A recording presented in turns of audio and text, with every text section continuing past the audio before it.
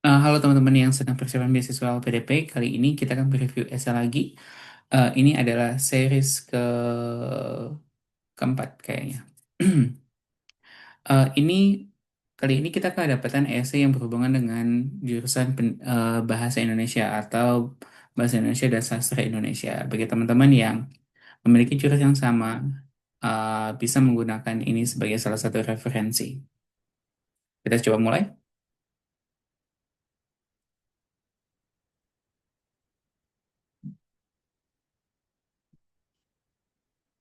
Oke, sekarang esainya yang udah masuk memiliki judul.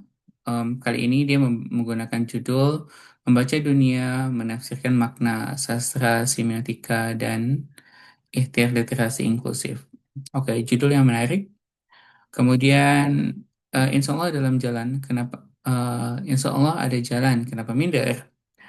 Ingat perkataan almarhum Bapak, belajar yang rajin dan tidak mustahil. Dia memulai hook dengan menggunakan pengalaman pribadi atau pengalaman masa lalu ketika berinteraksi dengan almarhum orang tuanya, yaitu bapaknya pada kesempatan ini. Dan di sini kita bisa melihat bahwa uh,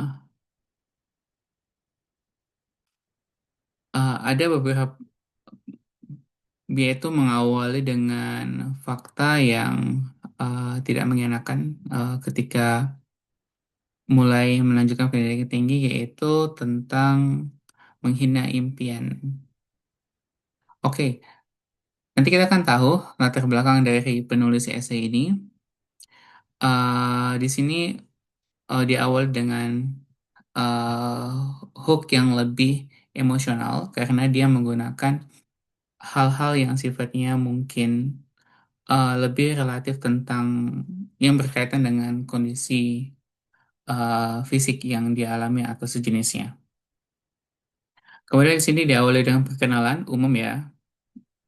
Kemudian dalam perkenalan ini dijelaskan tentang latar belakang pendidikan dan satu lagi adalah disabilitas fisik. Berarti beliau mengalami disabilitas secara fisik dan bentuknya apa dan seperti apa itu ada di bawah cerita berikutnya. eh Merupakan anak pertama dari keluarga sederhana, ini latar belakang keluarga yang diangkat.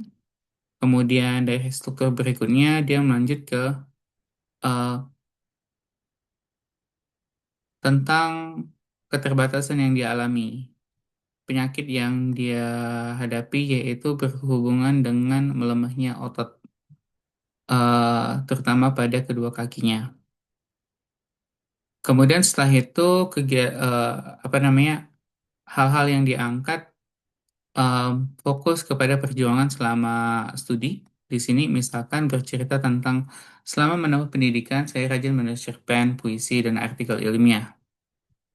Sebagai upaya memahami realitas sosial melalui bahasa. Berbagai karya yang saya tulis selama kuliah didistribusikan secara gratis ke perpustakaan sekolah, pondok pesantren di daerah saya tinggal, khususnya yang memiliki keterbatasan bacaan sastra.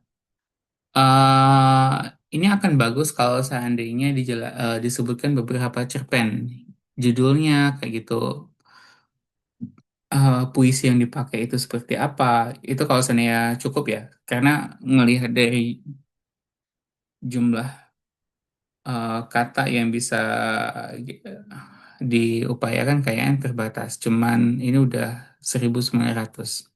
Ini cuman alternatif lain aja untuk memperkuat bahwa kakak memiliki kemampuan menulis dengan karya yang lebih real kayak gitu. Kalau ada judulnya atau publikasinya dan bentuk apa namanya, bentuk karya yang diberikan itu tuh dalam bentuk apa? Apakah dalam bentuk print atau kopian atau hasil cetakan? Itu sangat eh, sangat membantu untuk menunjukin bahwa kakak memang memiliki karya di situ. Oke, selain itu saya aktif membangun ruang dialog akademik dengan menjadi ketua pelaksana kegiatan Beda Buku Sastra. Forum ini mempertemukan mahasiswa, dosen, oke, penulis, dan mahasiswa untuk membaca karya secara kritis, kreatif, dan serta konteks sosialnya.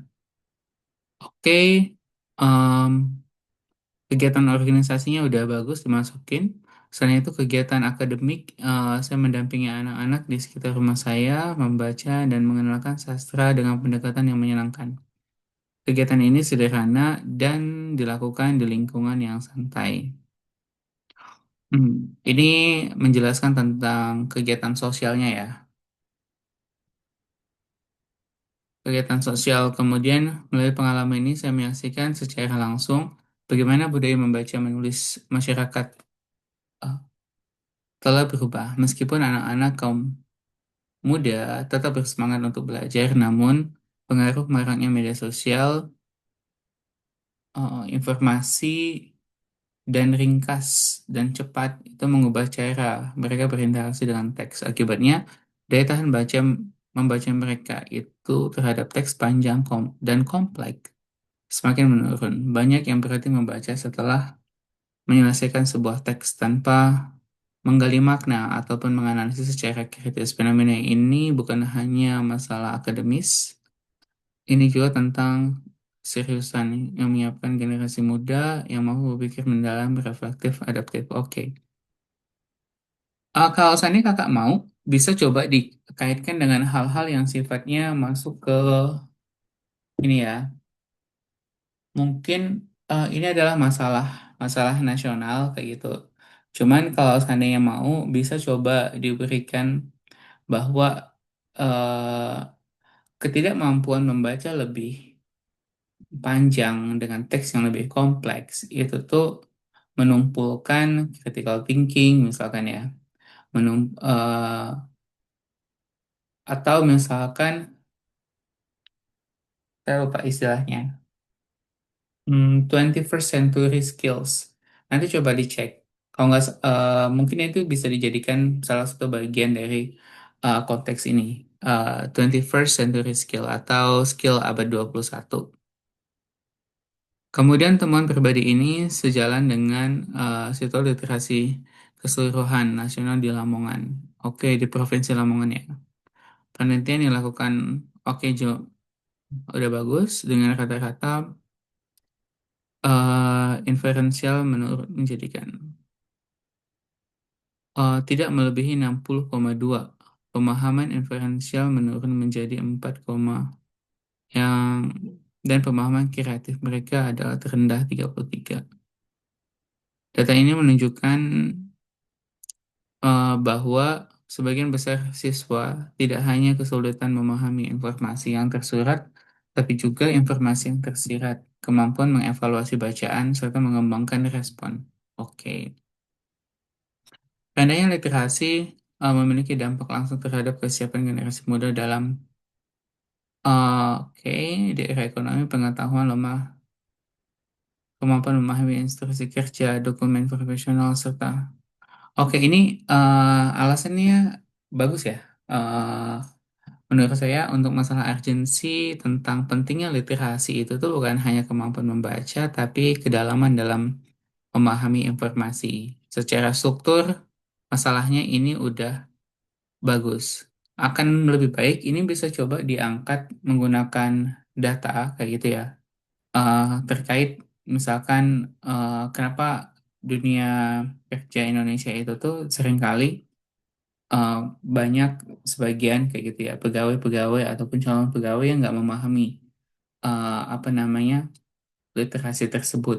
Contoh misalkan, ketika lamar kerja banyak yang gagal dari aspek administrasi. Itu kan pasti karena faktor nggak baca secara detail apa yang dibutuhkan, kayak gitu formatnya seperti apa yang harus dipenuhi. Itu kan kemampuan literasi yang minimal. Atau terjadinya apa kecelakaan kerja karena memahami SOP secara profesional itu tuh gagal. Itu persepsi saya sih untuk menekankan bahwa aspek literasi ini tuh penting dalam memahami sebuah konten secara kritis.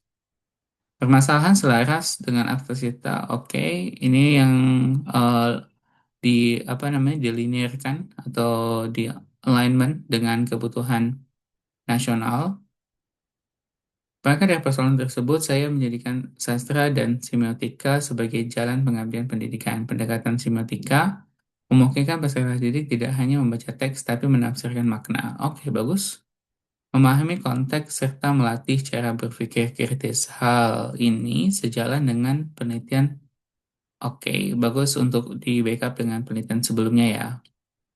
Berangkat dari tujuan untuk menghadirkan model pembelajaran literasi sastra yang kritis, kontekstual, dan berkelanjutan di sekolah-sekolah daerah, studi hingga jenjang magister menjadi kebutuhan.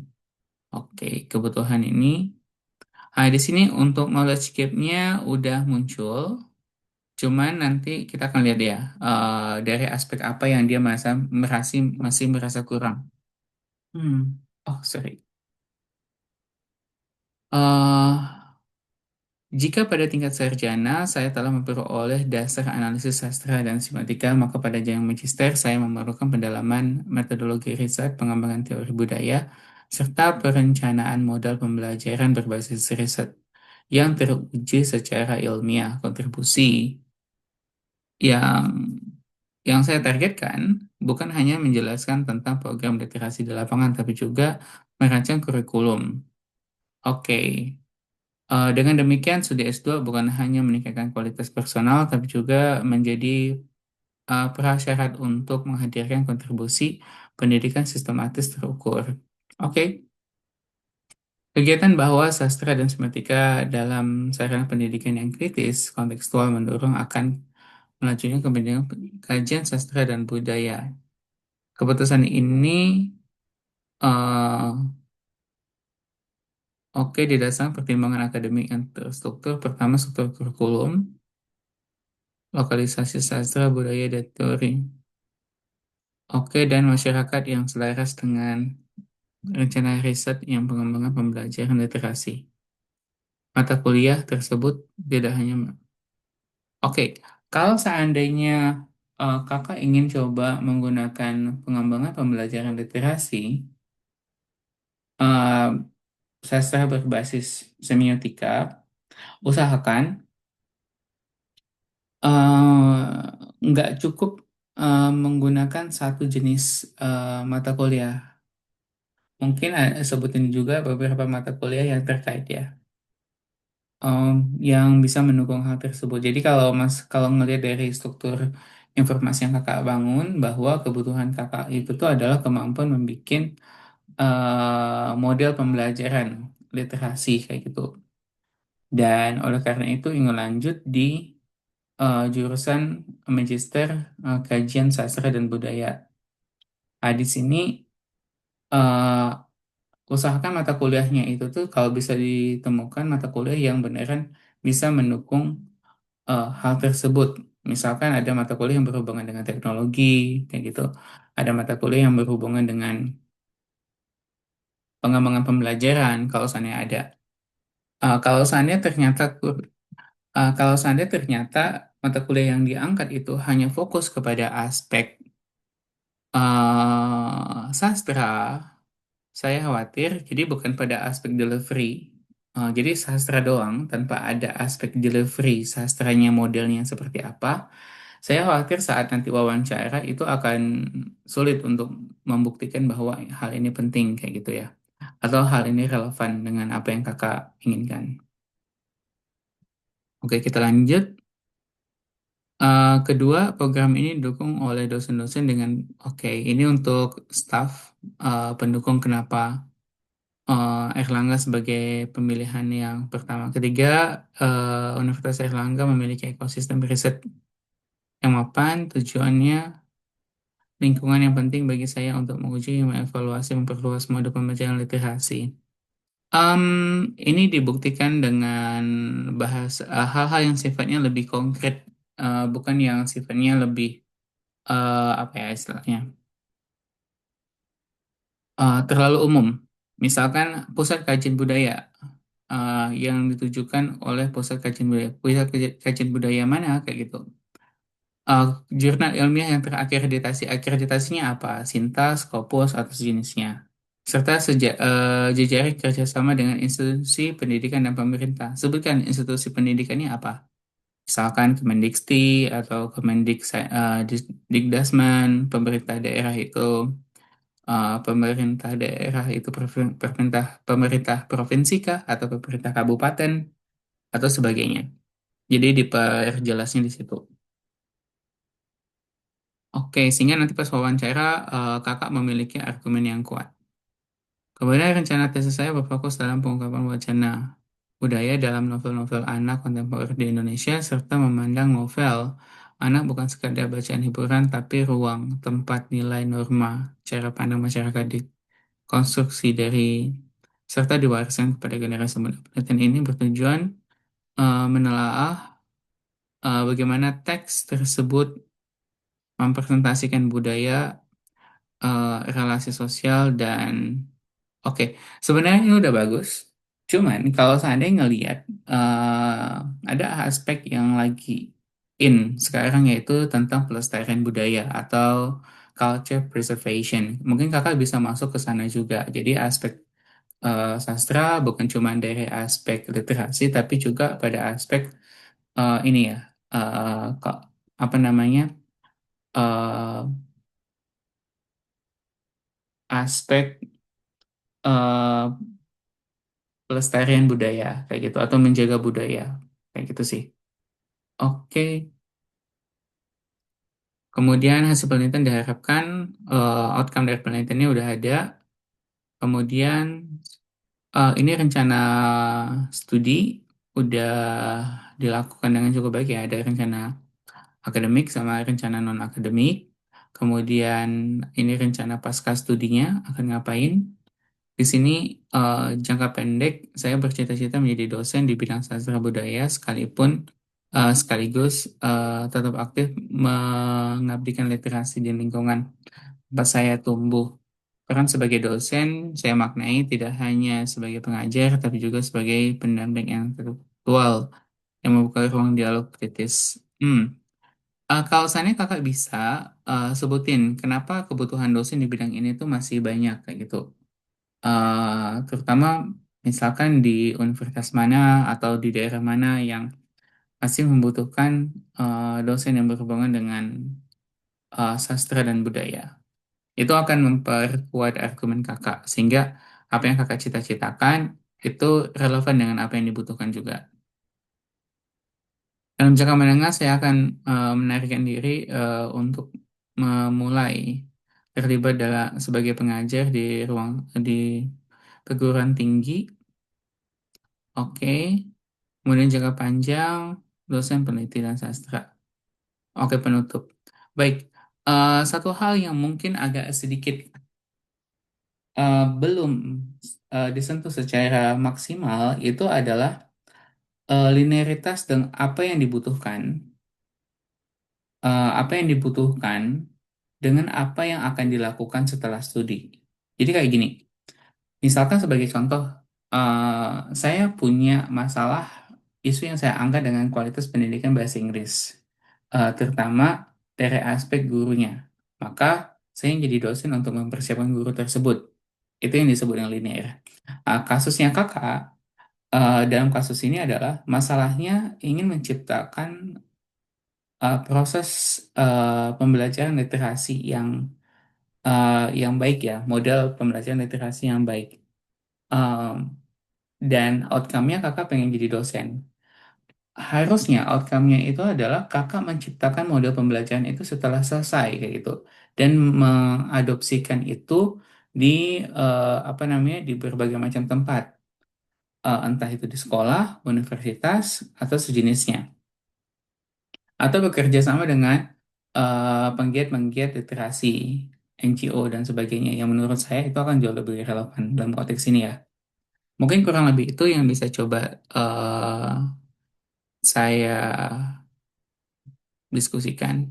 Kurang lebihnya mohon maaf, nanti bagi teman-teman yang eh, ingin mendapatkan referensi lain, silakan komen di bawah. Mudah-mudahan itu akan memberikan manfaat dan good luck untuk persiapannya.